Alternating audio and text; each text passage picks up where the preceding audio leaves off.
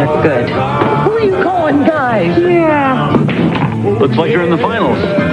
Ma'am, for the great taste that won't fill you up and never let you down, make it a Bud Light. You're the defending ladies pool champion? Yes, I am.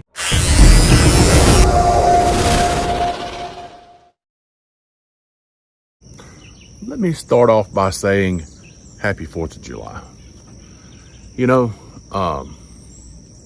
this is a day that the whole country celebrates. Our independence. There, you know, there was a big war that happened, you know, I don't know if people know that. But let me share a story with you about what was asked to me yesterday by a guy that I know. And he randomly comes in my office sometimes and asks me questions that I'm confused on why he doesn't know the answer to them. He's about 63 years old. I'm thinking he's about 63. He asked me yesterday, why does everybody celebrate July 4th? Why do people eat, cook out, and all that? What are we celebrating? I thought he was joking. I really do. I really thought he was trying to play games with me. But the truth of the matter is, he had no clue. So when I explained to him the reason behind July 4th and why we celebrate it in the United States of America, you know, it blew his mind. He says, I never knew that. We're talking about somebody in their 60s that has had 60 years of July 4ths, over 60 years, celebrated every one of them with cookouts and drinking and partying and fireworks. And it took till coming into my office to answer his question of why we celebrate on this day. He proceeded to say that he was going to go to the bootlegger's house where all the people gather around in his neighborhood. And he was going to tell them why we celebrate the 4th of July. It sounded to me like that the people he hangs out with don't have any understanding of why we celebrate the 4th of July. Which is very sad. Somewhere along the lines, we as an education in our country has completely failed this man and his friends. He also said that they would probably mock him. Now check this out. This is how sad it is. That the people at the bootlegger's house would probably mock him saying, oh, you learned that from the white man. Man, so sad. What a sad thing to say. Because, and that's another thing that irritates me, is how in the black community, how when someone comes with something they've learned, they get mocked and ridiculed and put down because they learned something. So anyway, that's a story I wanted to share on this 4th of July. The sun is just now coming up over here, down here in Georgia, and it's going to be a scorcher. So to everybody out there, I appreciate my subscribers that have subscribed. And you know what? Happy 4th of July, because I know my subscribers know why we celebrate the 4th of July. Till next time, see ya. Would you say you're pro-Palestine or pro-Israel? Pro-Palestine. As a gay man, I would be punished and or put in prison or killed if I were openly gay in Palestine. How do you react to that? I didn't know that. So it is illegal to be gay in Palestine. You are punished by prison or death. Israel? No, Israel has gay pride. Israel is completely open to lesbian and gay people. Palestine puts them in prison or kills them. You weren't aware of that? I was not aware of that, no. جماعة في العالم اسمها بتدعم المثليين في فلسطين، شو رأيك فيهم؟ Yeah, against that totally. Why ليش؟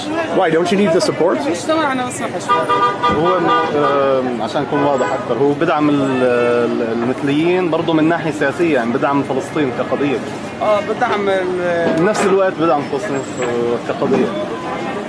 He said our society is against that in general. being gay, just being gay, the just idea. being gay, yeah. It's good that there's people like this who support the Palestinian case, but at the same time, it's like they are aware of like that these people will like damage the Palestinian reputation. Well, how do they damage the reputation? If they Palestine is unacceptable. بفلسطين مش مقبول نهائيا. It's very unacceptable. ما بنستقبل هذه يعني مثل هاي الحالات بنحاربها. We don't like that and we are against it. Why? مسيئة للإسلام ومسيئة لعاداتنا Against وتقاليدنا. the Islam and the traditions and customs. وعادة مش منيحة نهائيا يعني هاي. It's not healthy. حتى أولادنا يتعلموها. Even our children to learn it from them.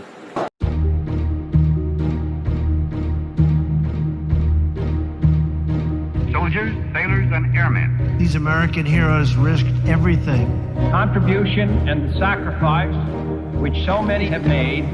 You're going out where there's people that their sole job is to kill you. But I can be my authentic self. Here in a war zone, I'm just another guy. Where back home, I'm still seen as female and I go by female regs and standards. By coming out, transgender service members might be discharged. We founded Sparta to get the transgender ban lifted. The simplest way that I could explain what being trans is. I'm a male born in a female body, and I have taken the steps to reflect my gender. But now you're uncomfortable, and I'm the same person I was an hour ago before I told you anything about me.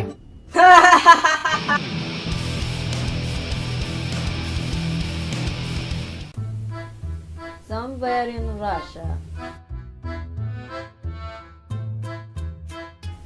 young Russian named Svetlana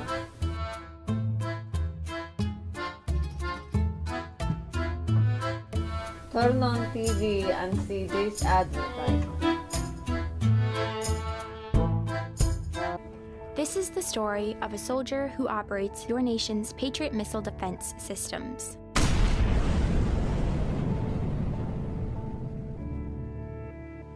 It begins in California with a little girl raised by two moms.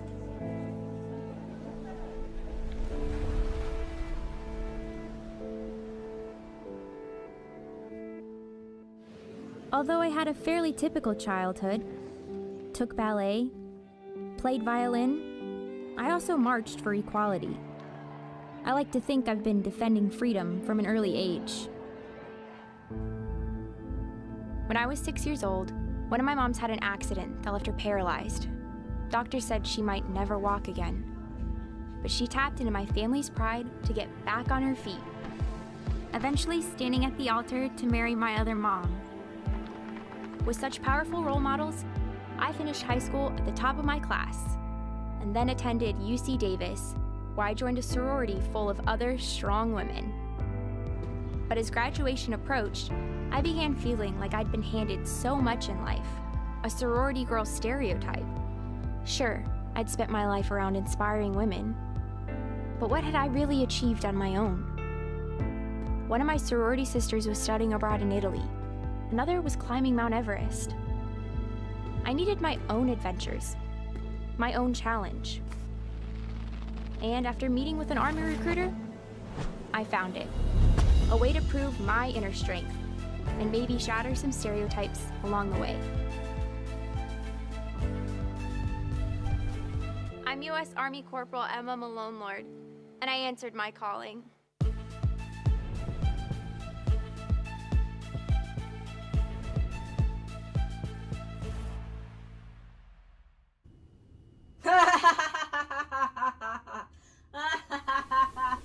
Svetlana fall out of chair laughing.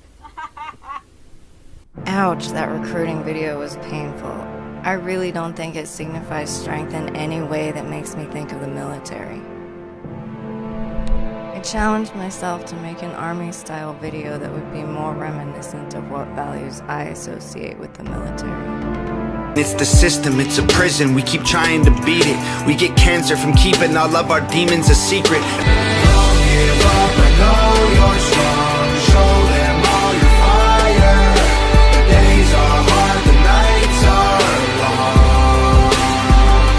But you are a fighter when it's dire. You burn brighter in the dark.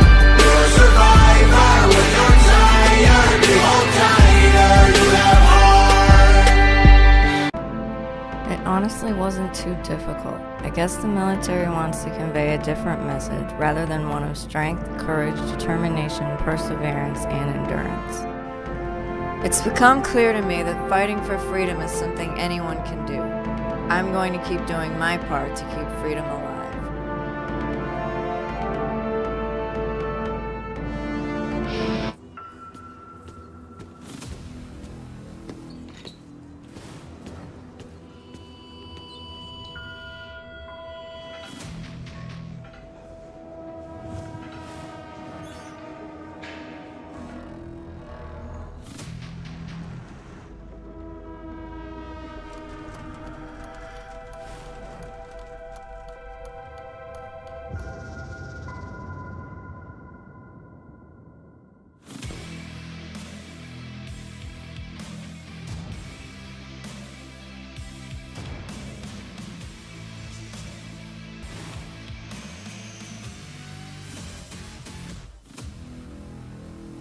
Огнем может стать, попытаться можешь поделиться сном. Everyday перетяги, дышу музыкой на слоу. Я тону в этой саге, пока дымится нутро.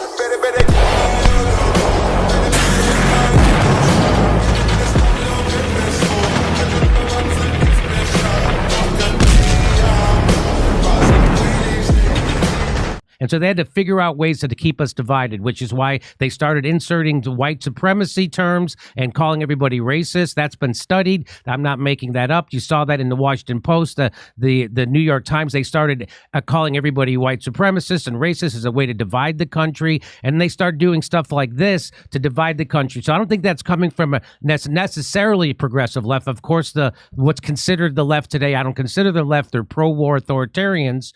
And but they do stuff like this. And so let me play this for you and get your reaction. And maybe this is also a reason why the military is having a hard time with their recruiting goals.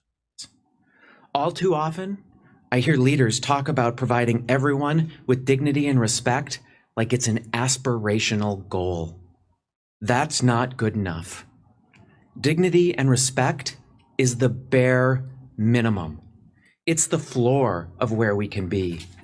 We must set our sights higher and focus on intentional inclusivity because there are still far too many people out there, not just LGBTQ individuals, that feel marginalized, shut out, or discriminated against. So for all of you out there, I ask you to set out your symbols of pride, share your pronouns in your email, particularly if you're a person who doesn't think they need to. Initiate difficult conversations about racial and gender barriers and share a bit of your vulnerability in a way that draws others in. You all have the power to take intentionally inclusive actions to ensure the multiple perspectives that we know make us stronger as we devise winning warfighting strategies get heard.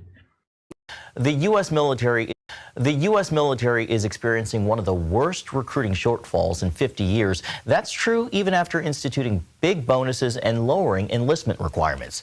Lawmakers on Capitol Hill are seeking answers to the crisis. As CBN national security correspondent Caitlin Burke reports, there's a complex range of challenges.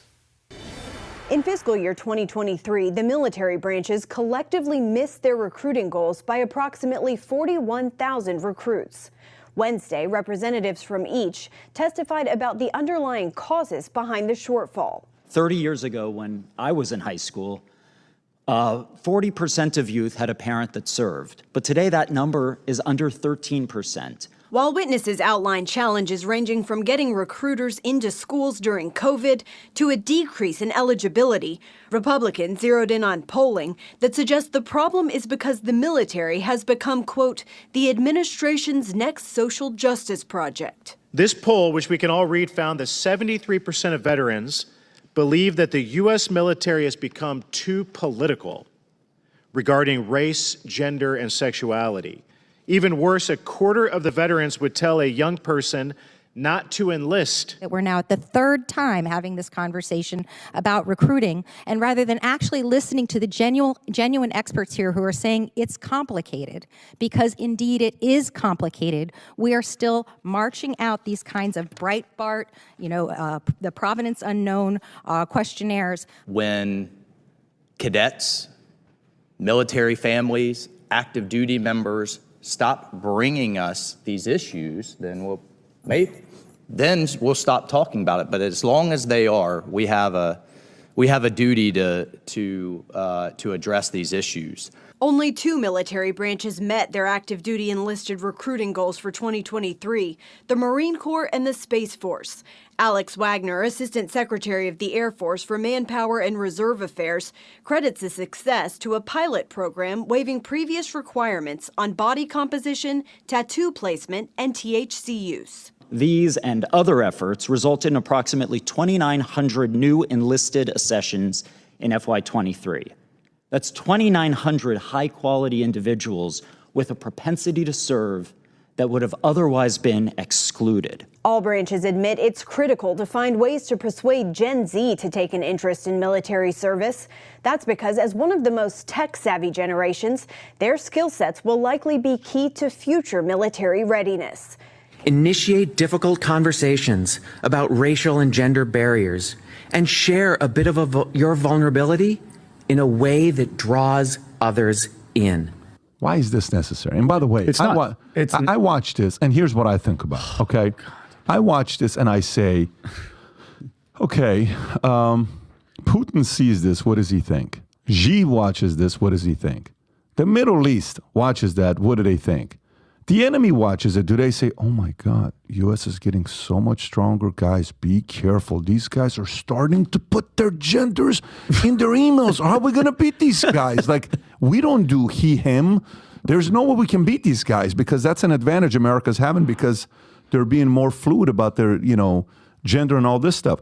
Does that inspire the next generation to say, I want my kids to go into the military? So inclusion is a national security imperative. We are screwed. We fight today, and we are going to fight in the future using brain power. Hello? Anybody home? And if that brain, who's going to revolutionize the way we fight in space, we fight in cyber, just happens to be in a trans body, you should want them all serving alongside me. No. But it's inclusion that actually drives that. I don't believe you. Because you can bring people in, and if they don't feel safe to speak up, if they don't feel safe to bring their full selves to work, boy, do you sound soft. You're not going to get the value of the diversity. There's that word again. So for us, it is absolutely critical to drive our future success as an organization and potentially on the battlefield. Oh, we're going to lose the next war. A family can be made up in many different ways. It's called SOGI, for Sexual Orientation and Gender Identification, a curriculum that teaches public school students across Canada to celebrate the homosexual lifestyle and that gender is fluid. In other words, your gender is not dependent on what parts you were born with, but rather what you feel like in the moment. There's people that are boys, there's people that are girls, there are people whose gender might be a little bit of both or might even be neither. Lessons include books about transgender children, such as 10,000 Dresses, and songs like The Rainbow Song. Gender won't decide the choices we make. Some boys like dressing up, some girls like catching snakes. The SOGI curriculum started in British Columbia in 2016 and is quickly spreading throughout Canada. I just thought, who decided that this was okay to teach our children? Author and inspirational speaker Laura Lynn Tyler Thompson is a leading voice against the SOGI curriculum.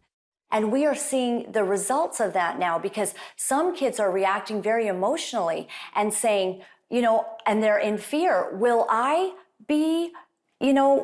suddenly struggle with feeling like a different gender inside of my body? Carrie Simpson of Culture Guard, another leading opponent, calls the curriculum nothing short of child abuse. All those beautiful qualities that make young girls, beautiful girls and women, are being basically vilified.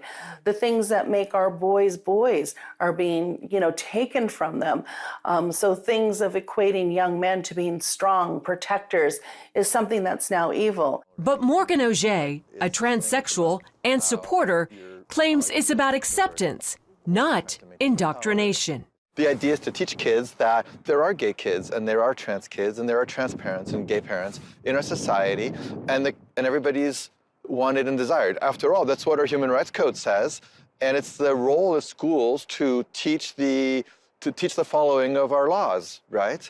Simpson disagrees, saying she sees Soji's real goal as altering our culture from a heteronormative society into one where anything goes, no boundaries, no values, no morals. It's a hedonistic cult, basically, what they're implying. Another blaring example, drag queen story time.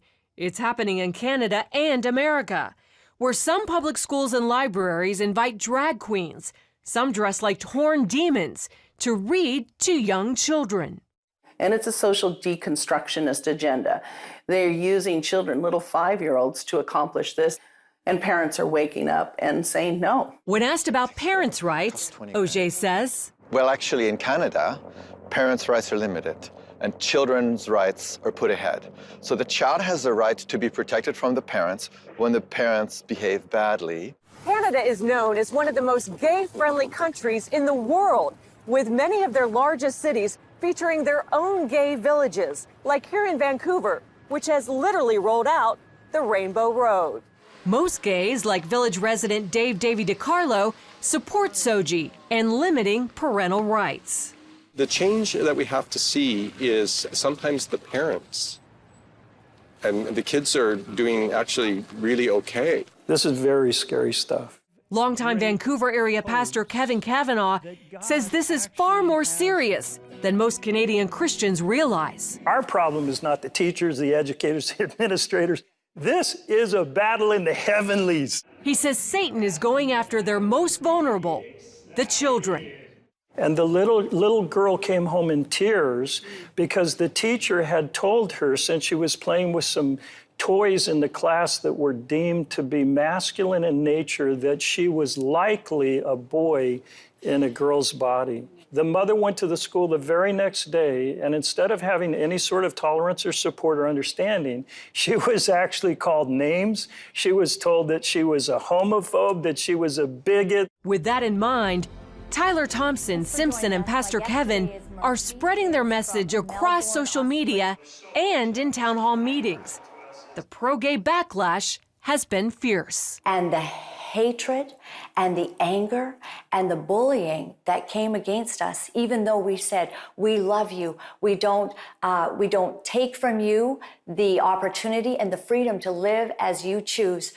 We love you, but we do not agree with you. Pastor Kevin believes Canadian Christians are in a 2 Chronicles 20 moment. The word was this battle is not yours, Jehoshaphat. This battle is the Lord's. And the church is beginning to prepare for what it takes to fight for our kids. The battle between an aggressive homosexual agenda and the faith community here in Canada is far from over. But many Christian leaders say it may be the issue that causes a once sleeping church to rise up and be heard. Wendy Griffith, CBN News, Vancouver. This is Adam Post, publisher of more than 1,000 comic books and marketing expert covering the woke military surrenders. Desperate for recruits, they drop the propaganda. From Newsweek, U.S. Army anti-woke ad sparks war speculation. Also from Newsweek, Americans don't want to fight for their country anymore. And from the Heritage Foundation, the rise of wokeness in the military. And from the U.S. Army, living authentically saves soldiers' life. Conservative commentators have claimed a new U.S. Army recruitment ad, which predominantly features white men, is a reaction to 15 years of relentless progressive brainwashing and is a sign that we are definitely going to war. The 30-second ad depicts a group of soldiers jumping from a Chinook helicopter and parachuting to the ground. The video has gone viral on X, formerly Twitter, racking up more than 11.3 million views. Many of the comments mock the ad for its perceived lack of diversity. This is the ad. It does make you wonder, where's all the diversity? Where are all the soldiers who are saving their lives by being able to live their authentic selves? It looks like those soldiers are either being saved for office jobs or some other kinds of activity, but it doesn't look like they're actually going to be fighting to try to save your country.